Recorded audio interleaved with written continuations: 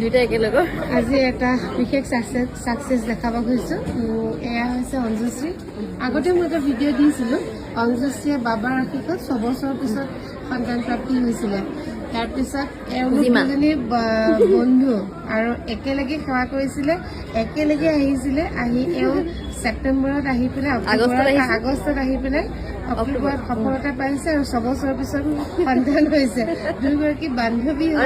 একেদিনাই হৈছে জন্মও একেদিনাই হৈছে এওঁ 6 বছৰৰ পিছত সন্তান প্ৰাপ্তি হৈছে ছেপ্টেম্বৰত আহি আগষ্টত আহি অক্টোবৰত হৈছে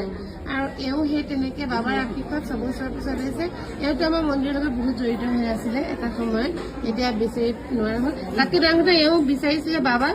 যে তোমাৰ কিবা এটা চিন হ'বলগীয়া সন্তানটোক দিবা চিনটো দেখালে আপোনালোকে সঁচাই পাব মোৰ পিছত ফটো আছে ফটো দেখাম কাণখনত ত্ৰিশূল হৈ আহিছে ফটো মই দেখাম তেতিয়া গম পাব এই কাণখন দেখিছেনে কাৰণে কাণখন একদম ত্ৰিশূলৰ নিচিনা হৈ আহিছে মই পিছত ফটো দিম ফটো দিলে আপোনালোকে দেখা পাব ঠিক আছে দিয়া ছাকচেছ যেনেকৈ দেখাই দিছোঁ